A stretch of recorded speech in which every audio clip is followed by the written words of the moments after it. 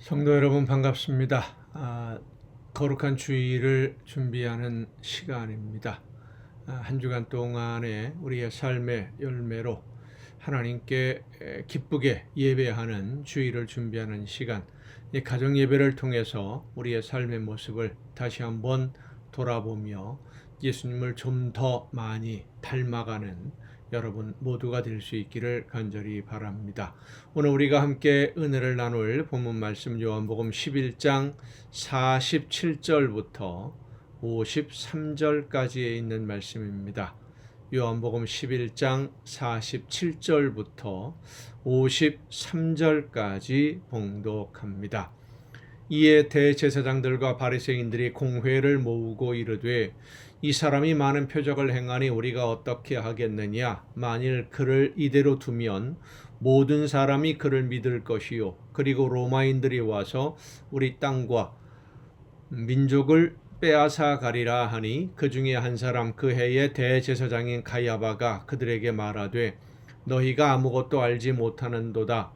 한 사람이 백성을 위하여 죽어서 온 민족이 망하지 않게 되는 것이 너희에게 유익한 줄을 생각하지 아니하는도다 하였으니 이 말은 스스로 함이 아니요 그 해의 대제사장이므로 예수께서 그 민족을 위하시고 또 그 민족만 위할 뿐 아니라 흩어진 하나님의 자녀를 모아 하나가 되게 하기 위하여 죽으실 것을 미리 말함이러라. 이날부터는 그들이 예수를 죽이려고 모의하니라. 아멘. 나사로의 부활 소식을 들은 바리새인들과 제사장들은 혼란에 빠질 수밖에 없었습니다. 죽은 사람이 살아난다는 것은 상상하지도 못한, 있을 수 없는 일이지요. 그리고 무덤에 장사된 지 나흘이 지난 사람이 자기 발로 무덤에서 걸어 나온다는 것은 있을 수 없는 일입니다.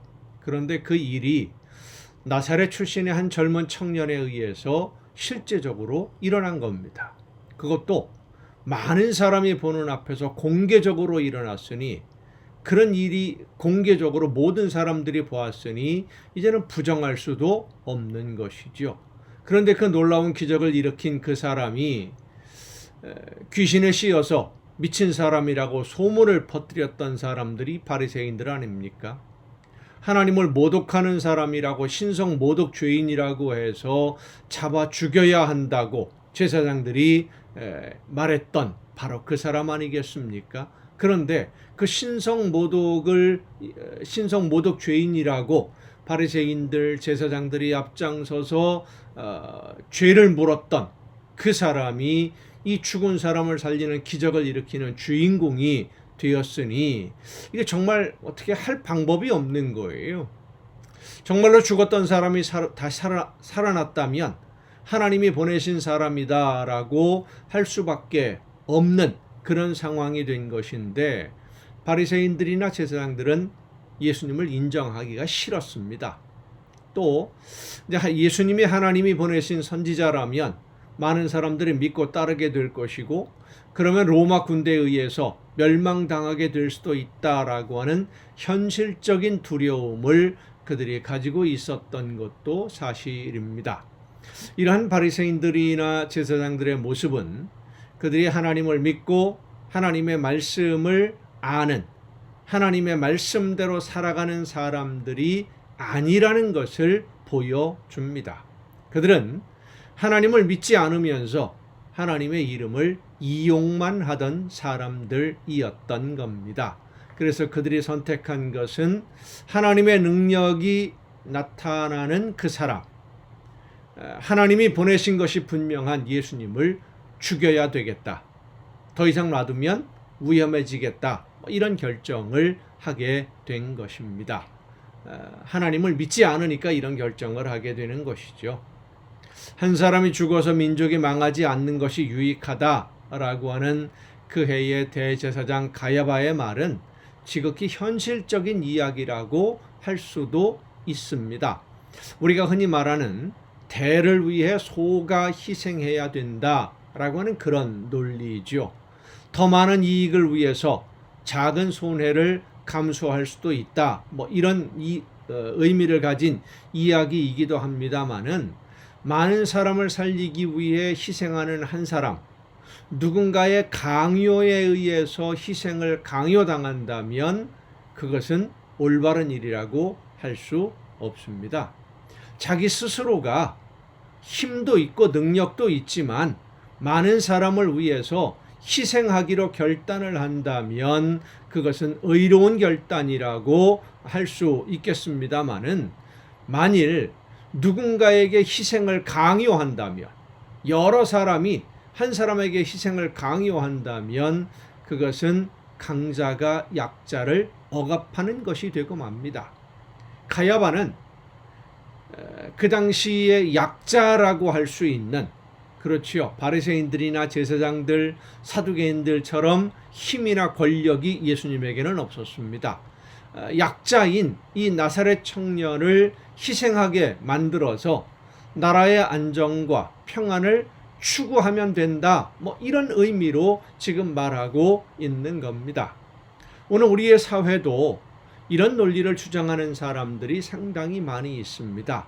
나라와 민족을 위해서 희생해야 된다 라든지, 회사를 위해서 혹은 다른 여러 사람을 위해서 너희가 손해를 감수해야 된다, 희생을 감수해야 된다, 이것을 당연한 것처럼 말하는 경우들이 상당히 많이 있는데, 그렇게 말하는 당신이 희생을 해라 라고 한다면 그 사람들은 자기 자신을 희생할까요?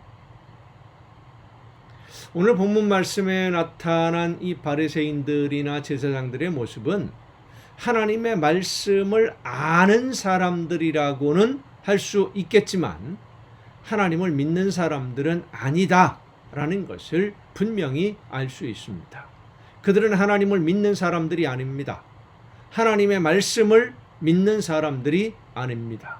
하나님을 믿는 사람들이라면 예수님을 통해 나타난 이 기적이 하나님의 능력인지 아닌지를 먼저 생각해야 되고, 죽은 사람이 살아나는 일이 하나님의 능력이 아니라면 있을 수 없는 일이다, 이렇게 결론이 내려진다고 한다면 하나님이 예수님을 통해 일하고 계신다는 것도 그들은 싫어도 인정할 수밖에 없는 것이죠. 인정해야죠. 그리고 예수님을 통해서 하나님이 원하시는 것이 무엇인지를 들어야만 했습니다. 하지만 그들은 그럴 마음이 전혀 없었습니다. 왜냐하면 그들은 육신의 눈은 뜨고 있지만 영의 눈은 뜨지 못한 사람들, 그래서 하나님이 하시는 일을 깨닫지 못하고 앞을 보지 못하는 사람들이 되었고, 양들을 위해 헌신하는, 희생하는 선한 목자의 말을 듣지 않으려는, 선한 목자의 음성을 듣고 따르는 목자의 양들이 아니었기 때문입니다. 결국 그들이 이렇게 될 수밖에 없었던 것은 성령의 역사하심으로 깨달아 알게 된 하나님의 그 말씀을, 하나님의 능력을 거부함으로써 하나님을 거역하는 사람들이 된 것이고, 하나님을 거역하는 그들은 하나님을 믿는 하나님의 백성이 아니라 악한 음성을 듣고 따라가는 악한 목자의 양들이라는 것을 그들의 행동이 스스로 증명하게 된 것입니다. 그래서 바리새인들과 이 제사장들은 예수님을 죽이려고 구체적인 계획을 세우기 시작한 것이죠. 성도 여러분, 오늘도 하나님의 음성을 듣지 않으면, 성령의 역사하심으로 나에게 말씀해 주시는 그 깨달음을 듣지 않으면 오늘 우리는 나도 모르는 사이에 악한 목자를 따라가는 어리석은 양이 됩니다. 선한 목자의 음성을 듣지 않고 들었더라도 따르지 않으면 결국 악한 목자, 거짓 목자의 음성을 자기 목자라고 믿고 속아서 따라가다가 마지막 심판의 날에 후회할 수밖에 없는 어리석은 양이 될 수밖에 없습니다. 오늘 나는 어떤 음성에 귀를 기울이고 있는지 우리 자신을 다시 한번 돌아보며 이 시간에도 나에게 말씀해 주시는 하나님의 음성을 성령의 역사하심을 통해 들려주시고 깨우쳐 주시는 그 음성을 듣고 믿음으로 결단하고 순종으로 나아가는 여러분 모두가 될 수 있기를 간절히 바랍니다. 하나님은 그렇게 순종하는 아름다운 열매, 순종의 열매를 가장 기뻐하시는 제물로 받아 주시는 줄로 믿습니다. 기도하시겠습니다. 오늘도 크신 사랑과 은혜로 저희들의 삶과 저희들의 걸음을 이끌어 주시는 아버지 하나님, 선한 목자이신 예수님의 말씀을 듣고 성령께서 이끄시는 대로 하나님의 말씀을 따라 순종하는 우리 모두가 되게 하여 주시옵소서.